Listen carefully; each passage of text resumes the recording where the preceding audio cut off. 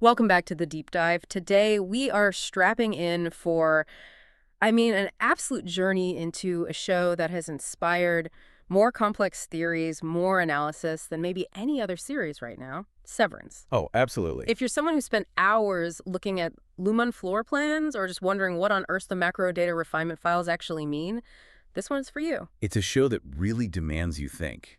It's active viewing. And when you combine that kind of meticulous world building with these huge philosophical questions about identity, well, we're not just watching a show anymore. You're solving a puzzle.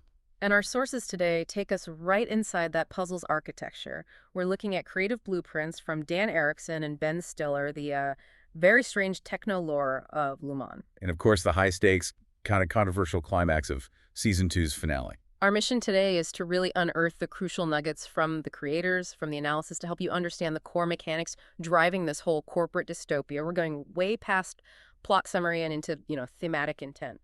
A good place to start is with the creator himself, Dan Erickson. It's important context to know he wrote the pilot script way, way back in 2012. Wow, that long ago. Yeah, while he was working at a door factory, which, funnily enough, gets a little wink and a nod in season two. That decade of just letting it simmer, it really speaks to the meticulous planning you see on screen. Right. And that commitment to planning is so critical here. He's on record saying he has a pretty solid idea of where we're going. But more than that, he explicitly said he wanted to learn from the mistakes of other complex shows. He mentioned Lost, which he loved, but he wanted to avoid creating plot threads that end up being arbitrary. That's the key difference. Everything feels intentional, even when it's completely bizarre. Especially when it's bizarre. And that brings us to Lumon Industries itself. This is not your standard evil corporation. It is, right from the jump, portrayed as a techno-religious cult. A cult focused on what? Authority, control, and this is the big one, immortality. So they're not just selling office supplies, they're selling salvation. Or at least control that looks like salvation. Exactly. And the sources confirm this is satirical exaggeration, but it's drawing from very real, sometimes terrifying historical models. You've got the Kellogg cult, which was obsessed with purity, Amazon's intense corporate culture, and even, the self-contained authority structure of Scientology. Lumon creates this totalizing world for its employees. And that cult angle is literally built into the mythology of Keir Egan. We get the famous 9 core principles. Right. Vision, verve, wit, cheer, humility, benevolence, nimbleness, probity, and wiles.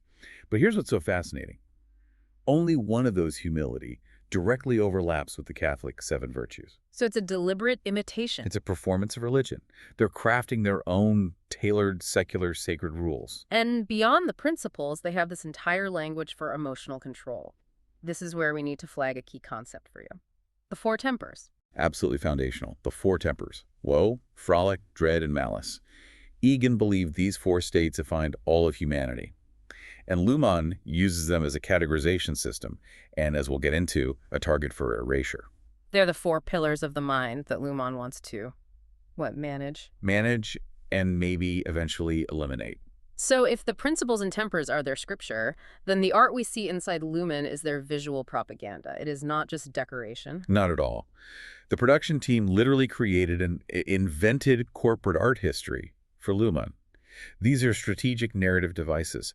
They're drawing on real art traditions like the dramatic lighting of the Baroque period or the really dark psychological stuff you see in Goya. So a painting like Keir pardons his betrayers. Yeah. That's not just a nice moment from corporate history. It's an instrument of visual propaganda.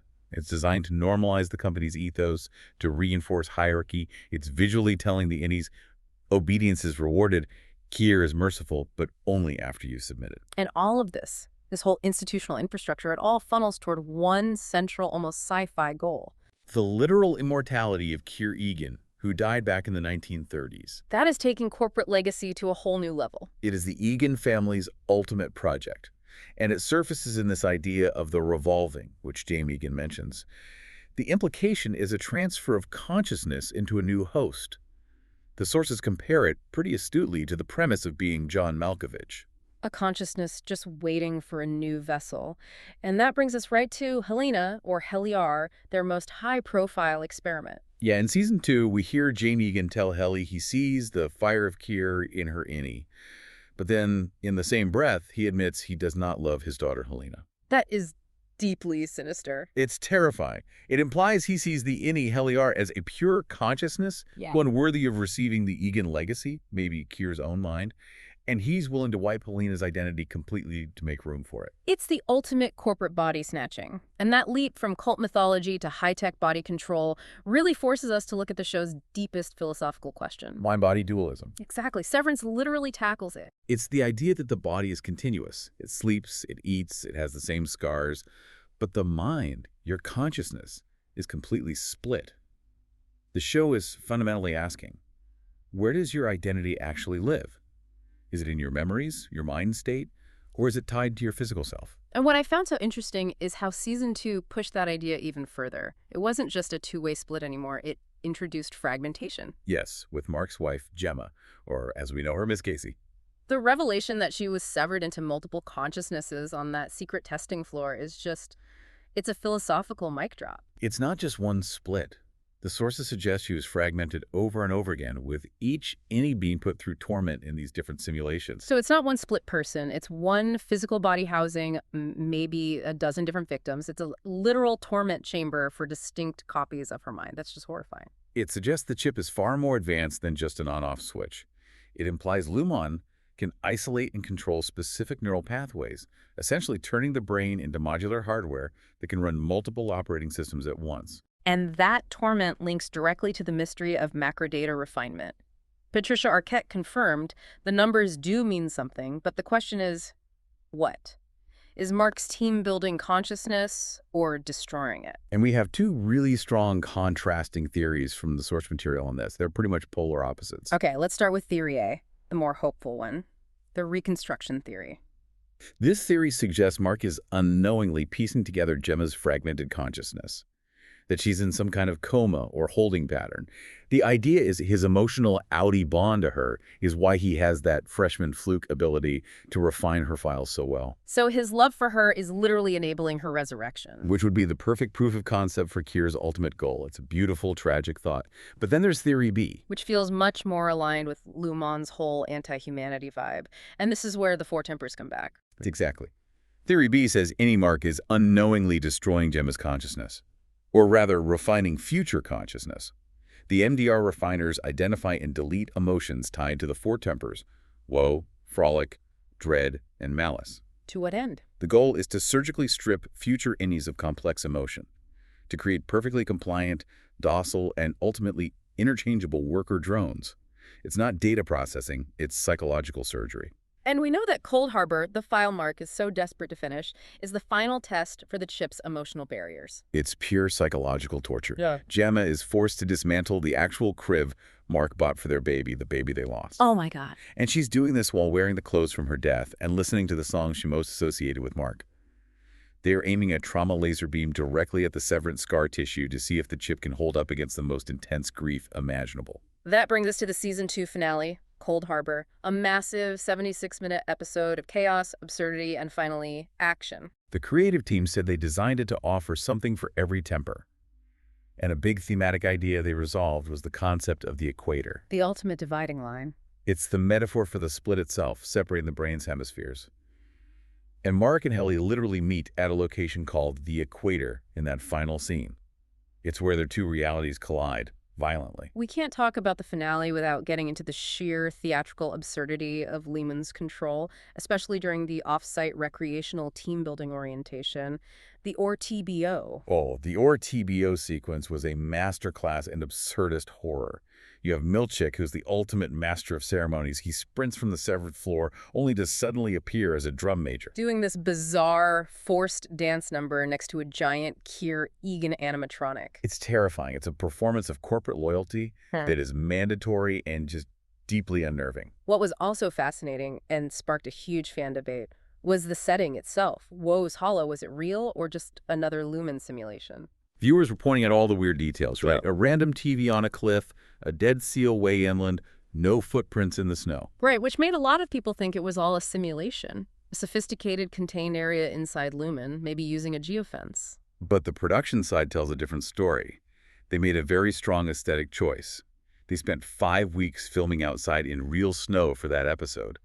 It was difficult, it was expensive. So the creative intent wasn't necessarily a plot twist about a simulation dome. It seems it was more about the dramatic aesthetic. They wanted that desolate, real, frozen landscape to make the innies and you, the viewer, feel genuinely cold and lost and disoriented. Well, regardless of where they were, the episode ends with that absolutely heart-wrenching, tragic choice for Mark's innie. It's the ultimate zero-sum game. In that climax, Imark has to choose between Gemma, his Audie's love, who is now free, but whose freedom means his own innie identity ends, and Helly. His innie's love, their rebellion, the survival of their shared existence. And the tragedy is, saving Gemma meant actively abandoning Helly. He knew Helena would never, ever, willingly reintegrate. So he makes the choice. He runs off with Heliar in that frantic, iconic moment, and the music is just perfect. The Windmills of Your Mind by Mel Torme. Ben Stiller chose it because he felt the whole song, the lyrics, the sound. It was just weird and like a crazy drug trip. Yeah. It perfectly captured the chaotic reality the indies had just burst into. Just a quick note on the future. We know the wait for season 3 is going to be long. Production is expected to wrap late 2026, so we're probably looking at a late 2027, maybe even 2028 release. And Ben Stiller is stepping back from directing season 3 episodes. He'll still be heavily involved in writing and as an executive producer to make sure that creative tone they've established is maintained. So what does this all mean for you listening to this? The sources confirm the show is built like a Swiss watch. It learned from the mistakes of the mystery box genre. But its philosophical core, that dualism, the idea of memory as identity, that allows for this profound, intentional ambiguity that fuels all this analysis. The central tension is that the Severance chip gives one part of a person, the Audi, the incredible power to sentence the other part, the innie, to a lifetime of labor or torment or even death. All for their own reasons: guilt, money, legacy.